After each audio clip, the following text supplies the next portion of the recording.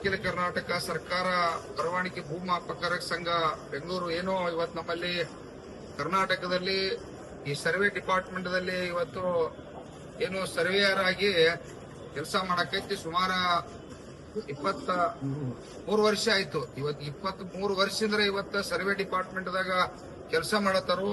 ಅವರ ಇವತ್ತೇನ ರೈತರ ಒಂದ್ ಎಕರೆಕ ಅವ್ರು ಏನಾದ್ರು ಒಂದು ಸರ್ವೆ ಮಾಡಿರೋ 1,000 ರೂಪಾಯಿ ಅನ್ನುವಂಥದ್ದು ಏನೋ ಒಂದು ಫೀ ಮಾಡಿರೋ ಆ ಫೀ ಮೇಲೆ ಇಲ್ಲಿವರೆಗೆ ಕೆಲಸ ಮಾಡ್ಕೊಂಡು ಬಂದಿರತಕ್ಕಂತ ಸಂದರ್ಭ 300, 200 ಈ ರೀತಿ 800 ಈ ರೀತಿ ಹಲವಾರು ದಿನದಿಂದ ಈಗ 23 ವರ್ಷ ಅಂದ್ರೆ ಇದೇನು ಸಾಮಾನ್ಯವಾದ ವಿಚಾರ ಅಲ್ಲ. ಆದ್ರೂ ಸರ್ಕಾರ ಯಾವಾಗೂ ಇದನ್ನ ಅವ್ರಿಗೆ ಕಾಯಂಗೊಳಿಸಬೇಕಾಗಿತ್ತು. ಇಲ್ಲಾಂದ್ರೆ ಗುತ್ತಿಗೆ ಆಧಾರ ಮೇಲೆ ಇಂತಿಷ್ಟು ತಿಂಗಳ ಫಿಕ್ಸ್ ಪೇಮೆಂಟ್ ಮಾಡಿ ಅವರಿಗೆ ಹಣ ಕೊಡಿಸ್ತಕ್ಕಂಥದ್ದು ಆಗ್ಬೇಕಾಗಿತ್ತು.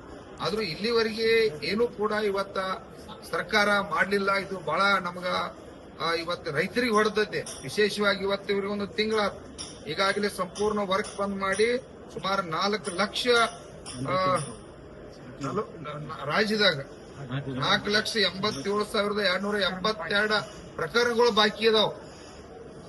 ದುರ್ದೈವ ಮೊದ್ಲ ನಾವು ಇವತ್ ಖರೀದಿ ಮಾಡಿಸ್ಬೇಕಾಗೈತಿ, ವಾರಸ ಮಾಡ್ಬೇಕಾಗೈತಿ, ವಾಟ್ನಿ ಹೊಡ್ಕೋಬೇಕಾಗೈತಿ. ಹಲವಾರು ಇವತ್ತ ರೈತರ ತೊಂದರೆ ಇರ್ತಾವ. ಕಡ್ಡಾಯವಾಗಿ ಸರ್ವೆ ಆಗಲೇಬೇಕು, ನಕಾಶೆ ಆಗಲೇಬೇಕು ಅನ್ನುವಂತ ವಿಚಾರ ಇಡೀ ನಾಡಿನ ಜನತೆಗೆ ಗೊತ್ತೈತಿ. ವಿಶೇಷವಾಗಿ ಕಂದಾಯ ಸಚಿವ ಕೂಡ ಗೊತ್ತೈತಿ. ಕಂದಾಯ ಸಚಿವ ಸಾಹೇಬ ಇವತ್ತು ಬಹಳಷ್ಟು ಈ ರೈತರ ಪರವಾಗಿ ಇದನ್ನೆಲ್ಲ ಬದಲಾವಣೆ ಮಾಡಕ್ ಹೊಂಟಾರ. ಇದನ್ನ ಯಾಕ ಸರಿ ಮಾಡ್ತಕ್ಕಂಥದ್ದು ಮಾಡುವಾರ ಅನ್ನೋದು ಇವತ್ತ ನಮ್ಮ ರೈತ ಕುಲಕ್ಕೆ ಆತಂಕ ಐತಿ. ಇದನ್ನ ತಕ್ಷಣ ಇವತ್ತೇನು ನಮ್ಮ ಸರ್ವೇಯರ್ನ ಇವತ್ತು ಅವ್ರನ್ನ ಗುತ್ತಿಗೆ ಆಧಾರ ಮೇಲೆ ಇಲ್ಲ ಕಾಯಂಮರೆಗೊಳಿಸಿ ಅವ್ರಿಗೆ ತಿಂಗಳ ಒಂದು 25, 30, 1,000 ರೂಪಾಯಿ ಎಷ್ಟೇ ಆಗುವತ್ತಕ್ಕೆ ಅವ್ರಿಗೊಂದು ಗುತ್ತಿಗೆ ಆಧಾರ ಮೇಲೆ ಪಗಾರ ಫಿಕ್ಸ್ ಆತಪ್ಪ ಅಂದ್ರ ಕನಿಷ್ಠ ವೇತನ ಅನ್ನುವಂಥದ್ದು ಫಿಕ್ಸ್ ಆತಪ್ಪ ಅಂತಂದ್ರ ಅವ್ರಿಗೆ ಅನುಕೂಲ ಆಕತಿ. ಈಗಾಗಲೇ ಈಗ ಅಕಸ್ಮಾತ್ ಏನಾದ್ರು ಸರ್ವೆ ಮಾಡೋದ್ನಾಗ ಅದು ಕ್ಯಾನ್ಸಲ್ ಆದಪ್ಪ ಅಂತಂದ್ರ ರೈತರು ರೊಕ್ಕ ತುಂಬಿದ್ದು ಸರ್ಕಾರಕ್ಕೆ ಹೋಗ್ತೈತೆ. ಆದ್ರೂ ಈ ಸರ್ವೆ ಮಾಡ್ತಕ್ಕಂಥವ್ರಿಗೆ 10 ರೂಪಾಯಿ ರೊಕ್ಕ ಬರುದಿಲ್ಲ. ಅವ್ರು ಹೆಂಗ್ ಕೆಲಸ ಮಾಡ್ಲಿಕ್ಕೆ ಸಾಧ್ಯತೆ? ಅವ್ರು ಆಗ್ಲಿಲ್ಲ ಅಂದ್ರೆ ಅವ್ರಿಗೆ ಹಣ ಬರ್ತಿತ್ತಪ್ಪ ಅಂತಂದ್ರ ಮಾಡಕ್ ಸಾಧ್ಯತೆ. ಆ ಹಣ ರೈತರಿಗೆ ವಾಪಸ್ ಬರಂಗಿಲ್ಲ, ಇವ್ರಿಗೂ ವಾಪಸ್ ಬರಂಗಿಲ್ಲ. ಸರ್ಕಾರಕ್ಕೆ ಹೋಗ್ತೈತಪ್ಪ ಅಂದ್ರ ನೀವೆಟ್ಟು ತಲೆ ಹಿಡ್ಕಿರಿದ್ರಿ ಸರ್ಕಾರ. ಇವತ್ತ ನೀವು ಲಾಭಕ್ಕಾಗಿ ಇವ್ರನ್ನೆಲ್ಲ ಕೂಡ ಇಲ್ಲಿ ದುಡಿತಕ್ಕಂತ ವರ್ಗನ ಬಲಿಷ್ಠಪಾಯ್ತ್ರಿ. ಈಗಾಗಲೇ ಒಂದು ತಿಂಗಳ ಸುಮಾರು 4 ಲಕ್ಷಕ್ಕಿಂತ ಮೇಲ್ಪಟ್ಟ ಇವತ್ತ ನಮ್ಮಲ್ಲಿ ವರ್ಕ್ಗಳ ಖಾಲಿ ಉಳಿದಾವ್. ಅದರಿಂದ ನಮ್ಮ ರೈತ ಇಡೀ ಕುಲಕ್ಕ ಹಾನಿ ಐತಿ. ರಾಜ್ಯದ ಮುಖ್ಯಮಂತ್ರಿ ಕೂಡ ಇಲ್ಲಿ ಭರವಸೆ ಕೊಟ್ಟಿದ್ರಿ. ಒಂದು ವರ್ಷದಿಂದ ಇವ್ರನ್ನ ಗುತ್ತಿಗೆ ಆಧಾರ ನಾವು ಫಿಕ್ಸ್ ಮಾಡ್ತೀವಿ, ಇವ್ರ ಪೇಮೆಂಟ್ ಫಿಕ್ಸ್ ಮಾಡ್ತೀವಿ ಅಂತೇಳಿ ರಾಜ್ಯದ ಮುಖ್ಯಮಂತ್ರಿ ಭರವಸೆಯನ್ನು ಕೊಟ್ರಿ.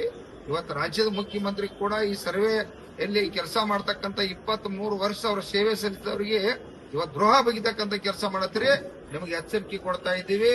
ಕಂದಾಯ ಸಚಿವರಿಗೆ ಮತ್ತು ರಾಜ್ಯದ ಮುಖ್ಯಮಂತ್ರಿ ಅವರಿಗೆ ತಕ್ಷಣ ಇವರನ್ನ ಇವತ್ತ ಕೆಲಸ ಮಾಡ್ಲಿಕ್ಕೆ ಅವ್ರಿಗೆ ಅವಕಾಶ ಮಾಡ್ಲಿಕ್ಕೆ ಗುತ್ತಿಗೆ ಆಧಾರ ಮೇಲೆ ಫಿಕ್ಸ್ ಮಾಡಿ ತಕ್ಷಣ ಇವತ್ತು ಸರ್ವೆ ಮಾಡ್ಬೇಕು. ಯಾಕಂದ್ರೆ ಮಳೆಗಾಲ ಪ್ರಾರಂಭ ಆಗೈತೆ. ಇನ್ನು ಅಕಸ್ಮಾತ್ ಮಳಿ ಪ್ರಾರಂಭ ಆತಾರ ಯಾವ ಕೂಡ ಹಸಿ ಇರುವುದ್ರಿಂದ ಯಾರು ಕೂಡ ಸರ್ವೆ ಮಾಡಕ್ ಸಾಧ್ಯ ಇಲ್ಲ. ಅವ್ರು ಇನ್ನು ಮಾತ್ರ 4 ತಿಂಗಳ ಇಲ್ಲಿ ರೈತರ ಬದುಕು ಹಾಳಾಕೈತಿ. ರೈತ ಕುಟುಂಬಗಳು ಬೀದಿಗೆ ಬರ್ತಾರ. ಮತ್ತು ನಾವು ಸಾಲಗಾರ ಆಗ್ತು, ವಾಟಿ ಮತ್ತೊಂದು ಜಗಳ ಆಗಿ ನಮ್ಮಲ್ಲೇ ಗಲಾಟೆಯಾಗಿ ಹಾನಿ ಆಗಿತ್ತು. ಈಗಾಗಲೇ ಹಣ ತುಂಬಿದ್ದು ಆ ಹಣ ಕೂಡ ರೈತರಿಗೆ ವಾಪಸ್ ಬರೋದಿಲ್ಲ.